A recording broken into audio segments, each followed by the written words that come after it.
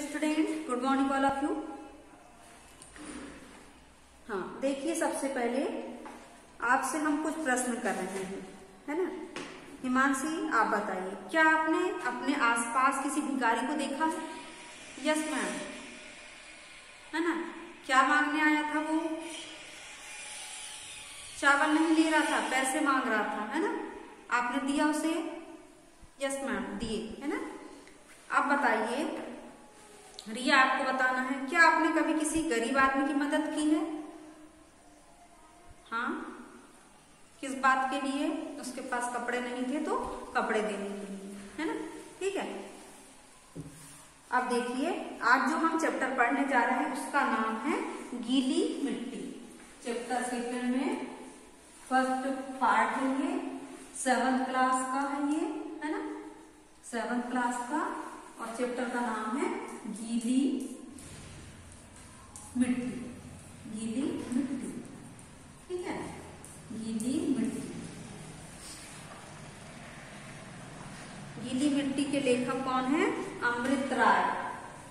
ये क्या एक कहानी है और इसके लेखक कौन है? अमृत राय, ठीक है। अमृत राय इसके कहानीकार। ये कौन थे? प्रेमचंद जी, जो मुंशी प्रेमचंद जी है, उपन्यासकार, कहानीकार, उनके बेटे थे, ठीक है।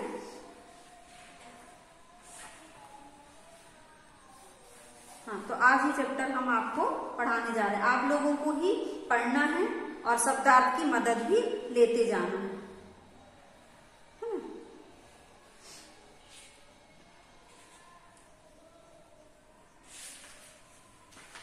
तो देखिए, नींद में जैसे ही मैंने माया की आवाज सुनी, चौंक कर मेरी आंख खुल गई। बगल के पलंग पर नजर गई, माया वहां नहीं थी। आज इतने सवेरे माया कैसे उठ गई? कुछ बात समझ में नहीं आई। आवाज दरवाजे पर से आई थी। मैं हड़बड़ाकर उठा और वहां पहुंचा तो क्या देखता हूँ कि माया दरवाजा खोले खड़ी है और बाहर के बरामदे में एक दुबला पतला आदमी, मंझोले कद का, सिर्फ एक जरा सी लुगड़ी लपेटे, बाकी धड़ और टांगे नंगी उकड़ू बैठा है। माया दरवाजा खोलने आई तो आज सबसे पहले इसी आदमी के दर्शन हुए। मैंने भी देखा और मुझे भी गुस्सा आया कि यह मरदूद कहाँ से आ पड़ा। मैंने झपट कर पूछा, हो कौन तुम? यहाँ कैसे आ? लुगड़ी यानी होता फटी पुरानी धोती, फटे पुराने कपड़ों से बना ओढ़ने का वस्त्र। मरदूद यानी होता निकम्मा, निकाला हुआ, ठीक है। दोनों ही सवालों का जवाब आसान था। मैं एक गरीब भिखमंगा हूँ जिसके सर पर छप्पर नहीं है या जी नहीं, सिकरम नहीं ली, यूं ही चलकर आ गया। मगर उसने कोई जवाब नहीं दिया, जो कि मुझे और खला। और मैंने आवाज में और तेजी लाते हुए कहा, बोलता क्यों नहीं? बहरा है क्या? सिकरम यानी घोड़ा गाड़ी, टमटम, है ना। फिर भी कोई जवाब नहीं आया। जवाब हो तो क्या सकता था अगर सचमुच वह बहरा था, मगर कौन कह सकता था कि वह बहरा ही था। आजकल इस तरह के बने हुए आदमी, लेकिन वाक्य पूरा करने से पहले ही मुझे लगा कि यह मैं गलत बात कर रहा हूँ। मैंने बने हुए आदमी दिन के वक्त भेष बनाकर भीख मांगा करते हैं। इस तरह रात को किसी के बरामदे में आकर सो नहीं जाते। जाड़े की ऐसी रात, और मेरा ध्यान उसके ओढ़ने बिछाने पर गया। बिछौना निखरी जमीन और टाट के नीचे घिसे हुए पौने गज के टुकड़े में से बना ओढ़ना और एक चिक भी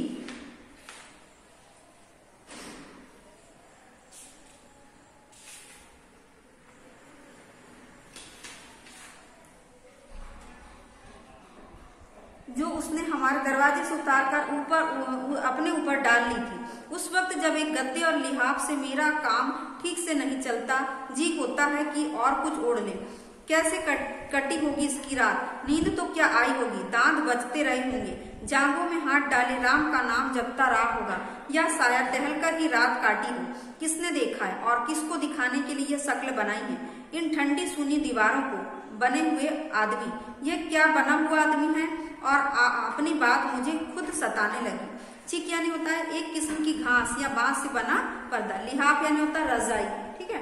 मगर उस आदमी को उस समय कि मेरी आत्म पीड़ा से उतना ही कम प्रयोजन था। प्रयोजन होता है काम या अभिप्राय, मतलब जितना 2 मिनट पहले की कठोरता। ठिठुरते हुए हाथों से चिक को दरवाजे पर टांगने के बाद वह अब कच्चे पपीते के बीज जो बिखरे हुए थे बटोर कर एक जगह पर कर रहा था। लगता है उसने हमारे ही पेड़ से एक कच्चा पपीता तोड़कर उसने अपनी भूख बुझाने की कोशिश की थी, लेकिन अभी शायद वह पूरी तरह जानवर नहीं बन पाया था, इसलिए पूरा पपीता नहीं खा सका था। आधा टुकड़ा किसी तरह नोच नाच कर खा गया और आधा ज्यों का त्यों पड़ा हुआ था। पपीते के बीज सब इधर उधर छिटके हुए थे, जिन्हें अब वह बटोर रहा था। पता नहीं क्यों उसे इस बात का ख्याल आया।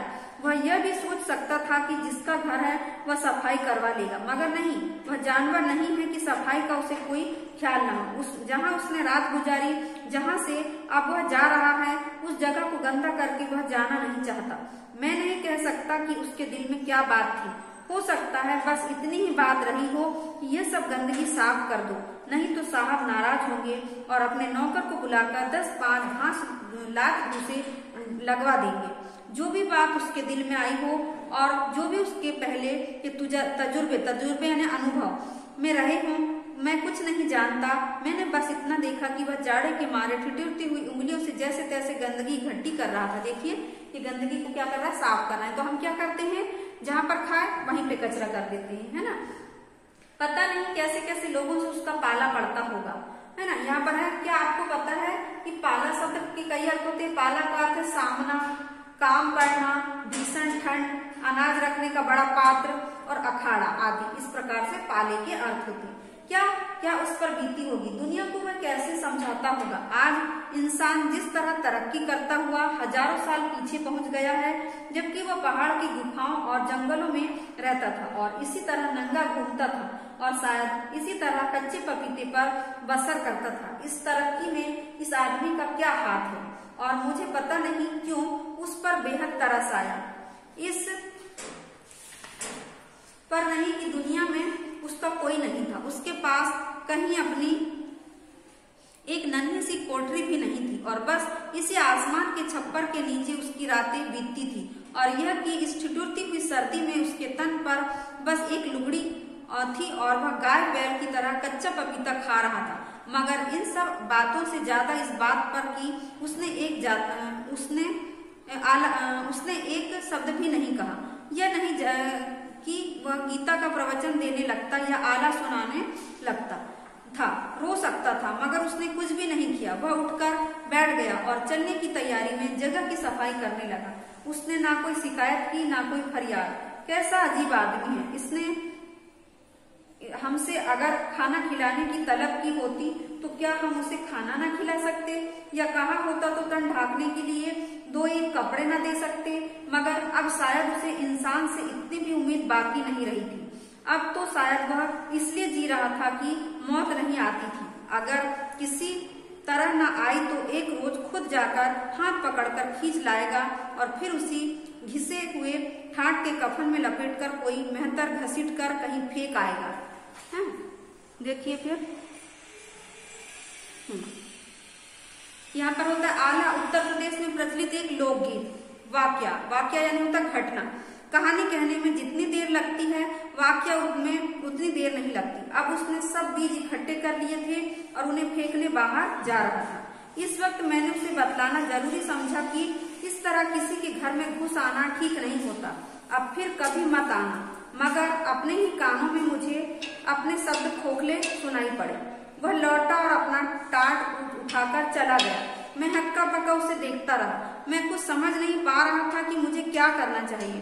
तब तक वह काफी दूर चला गया था। मैंने माया से कहा, एक कुर्ता पजामा तो देते उसे, और हाँ, 1 रुपया भी लेती आना। तब मैंने बोर के धुंधकले में उस आदमी की को आवाज दी। धुंधकले ने कम रोशनी में, सूर्योदय से पहले का समय। वो आदमी, क्योंकि उसका नाम मुझे मालूम नहीं था। वह लौट पड़ा। माया ने लाकर एक कुर्ता पजामा और 1 रुपया मुझे दिया और मैंने बाहर निकलकर दोनों चीजें उसके हाथ में दे दी। दोनों कपड़े और रुपया लेकर भी उसने कुछ नहीं कहा, कुछ भी नहीं। वह जैसे आया वैसे ही चला गया। मैं कुछ देर तक उसे देखता रहा और फिर पता नहीं क्यों मुझे अपनी आंखें नम होती मालूम हुई, यानी कि उसको दुख हो रहा था और फिर आंसू बहने लगे। मुझे खुद अपनी इस हालत पर हैरानी हुई, क्योंकि मैं किसी मायने में नरम दिल का आदमी नहीं हूँ। मगर फिर भी हर बार जैसे एक लहर सी उठती जो जाकर मुझसे टकराती थी और मुझे भिगोकर चली जाती थी। माया तब तक भीतर दरवाजे पर ही खड़ी रही। खड़ी थी और मैं नहीं चाहता था कि वह या कोई मेरे इस बचकाना आंसुओं को देखे, है ना। मैं बाहर सड़क पर निकल गया और घूमने लगा, मगर मैं घूम नहीं रहा था, रो रहा था। यानी कि वो दिखाना नहीं चाहता था अपनी पत्नी को या किसी को कि मैं रो रहा हूँ। जैसे रह रहकर कोई मेरे दिल को महसूस रहा हो। कभी कभी अपन ऐसी दुख भरी मतलब स्थिति कंडीशन देखते हैं तो अपने को भी रोना आने लगता, परंतु अपन किसी के सामने नहीं रोते, चुपचाप रो के अपने आंसू पोंछ लेते। तो वैसे वही यहाँ पर जो नायक है इस कहानी का, उसके साथ भी हुआ। माया जाने को हुई तो उसने पुकार कर कहा, भीतर चलो ना, वहां क्या कर रही हो। अपनी आवाज की भर्राहट को छिपाने की कोशिश करते हुए मैंने कहा, अब नींद थोड़े ही आएगी, अच्छी तरह सवेरा हो गया है। और फिर कोई 15 मिनट तक मैं वहां घूम घूम कर रोता रहा। शायद बरसों बाद इस तरह रोया था। मुझे अपने ऊपर कुछ हैरानी मालूम हो रही थी, कुछ शर्म आ रही थी और यह सोचकर खुशी भी हो रही थी कि मेरा दिल अभी मरा नहीं है। मैं नहीं जानता, हो सकता है इसलिए मैंने अपने आंसुओं को कुछ ढील भी दे रखी है, मगर इतना मैं जानता हूँ कि वे बेईमान आंसू नहीं थे। शायद उस आदमी के दिल की घुटन थी जो इस वक्त मेरे आंसुओं की शक्ल में बाहर आ रही थी, क्योंकि मुझे लगता है कि जैसे कभी आग के एक ही गोले से छिटक कर यह सारी सृष्टि बनी है, वैसे ही किसी कुम्हार ने गीली मिट्टी के एक ही गोले से सब इंसानों के दिल भी बनाए थे। कुम्हार, आपने कुल्हड़ में चाय जरूर पी होगी, है ना। क्या आपने सोचा है कि ये कौन बनाता है? ये क्या करता है? कुम्हार मिट्टी का जो काम करता है, मिट्टी के बर्तन बनाता है। कुम्हार अपने चाक पर गीली मिट्टी से न केवल कुल्हड़ बल्कि मिट्टी के यानी बर्तन और खिलौने भी बनाता है। कभी समय निकालकर किसी कुम्हार के पास जाइए और मिट्टी से बर्तन और खिलौने बनाने की प्रक्रिया का अवलोकन कीजिए। मिट्टी के एक ही गोले से सब इंसानों के दिल भी बनाए जाते हैं, यानी कि एक ही मिट्टी रहती है, परंतु किसी का दिल कैसा होता है? बहुत कड़ा होता है और किसी का नरम होता है। और उनका साज कुछ इस तरह मिलाकर रख दिया था कि एक का दर्द दूसरे के सीने में जाकर बजने लगे। तो उसको, उस भिखारी को देखकर जो है वो जो व्यक्ति था उसे बड़ा दुख हुआ और उसको रोना भी आया। तो अब बताइए इस पाठ के लेखक कौन है? कौन बताएगा? आकृति बताइए। अमृत राय, ठीक है, बिल्कुल सही। इस पाठ में लेखक ने क्या चीज साझा किया है कि हमको अगर कोई गरीब व्यक्ति दिखता है ना, कौन बोलेगा? यशस्वी बोलो। हाँ, कि अगर कोई दुखी व्यक्ति देता तो हमारा भी दिल क्या हो जाता है? दुखी हो जाता है ना। बने हुए आदमी से लेखक का क्या अर्थ होता है कि मतलब वह जबरदस्ती का बोल नहीं रहा है और बन रहा है। अपन बोलते हैं ना कभी कभी बोलचाल की भाषा में कि ज्यादा बन रहे हो क्या, आपको समझ में नहीं आ रहा है क्या, तो वही बनना होता है ना। लेखक ने अपने आंसू अपनी पत्नी से क्यों छिपाया? बताइए, कौन बताएगा? निखिल बताइए। इसलिए छिपाना चाह रहा था क्योंकि उसको लगा कि पत्नी सोचेगी कि मतलब मैं क्यों रो रहा हूँ, इसलिए, है ना। तो कई प्रकार जो होते हैं कि हम अपनी दुख भरी घटनाएं जो है दूसरों को नहीं दिखाना चाहते या नहीं सुनाना चाहते। हाँ, अब देखिए गीली मिट्टी के गोले से दिल बनाने का क्या अर्थ होता है? निखिल बाग, आप बोलो। गीली मिट्टी से गोले से दिल बनाने का अर्थ होता है कि किसी का दिल कभी कड़ा भी होता है और किसी का नरम भी होता है ना। अब आपको क्या करना है? कभी किसी को हम दुखी देखते हैं तो उनके भाव हम तक पहुंच जाते हैं, हम भी वैसा ही महसूस करने लगते हैं। तो आज आपको क्या करना है? जो शीर्षक है गीली मिट्टी, उसका भाव अपने शब्दों में लिखना है। गीली मिट्टी से क्या तात्पर्य है? यहाँ पर गीली मिट्टी के माध्यम से लेखक क्या कहना चाहता है ये आपको करना है, और साथ ही साथ क्या करना है आपको? शब्दार्थ भी लिखना है इस पाठ के। तो आज की कक्षा हम यही समाप्त कर रहे हैं। धन्यवाद बच्चों।